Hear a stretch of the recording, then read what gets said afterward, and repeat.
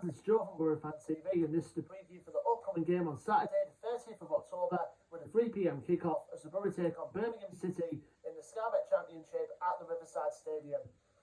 Well, Boro fans, 4 wins out of 5. I mean, it's very decent. It's looking very decent after that little slump that we had. But you know, our last game out, a 2-0 win, you know, against Cardiff at the Cardiff City Stadium just last week now. I mean, it was a long trip, you know, for most Boro fans going down very early on the Saturday morning to get to South Wales, and the side eventually awarded the fans for their efforts for travelling down with all 3 points and a terrific performance.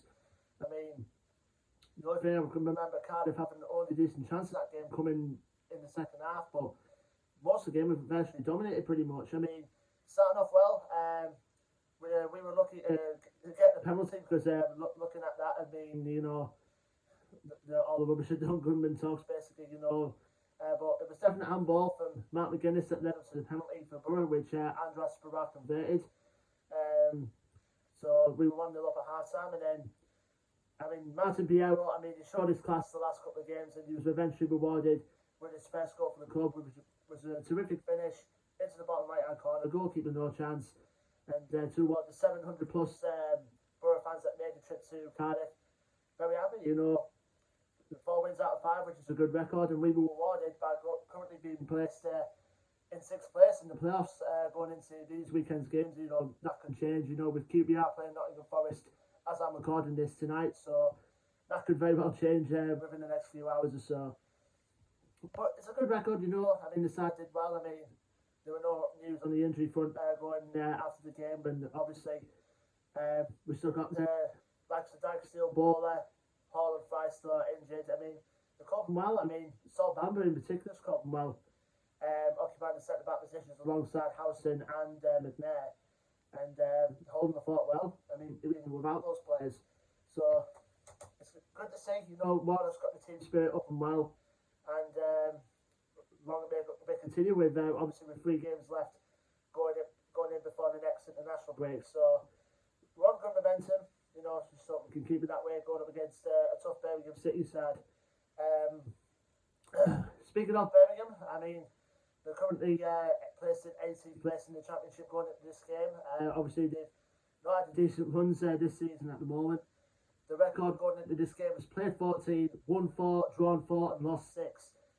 Even though a good result for them in their last game, you know, a 2-1 win at home against Swansea. I mean, Swansea's not an easy team to beat, but for Birmingham to go and get a result against Swansea is really good on their standards. You know, a good result for Lee Bowyer, their current manager. But in the position where they are, I think Birmingham, you know, could be the what do you call it? I mean, somewhere along the bottom lines come the latter months of the season, but we'll wait and see.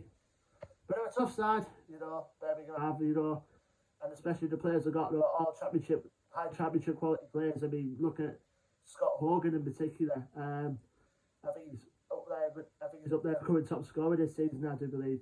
But the player to watch, in my opinion, for Birmingham has been Taif Chong, who's on loan from Manchester United, who's really impressed me recently.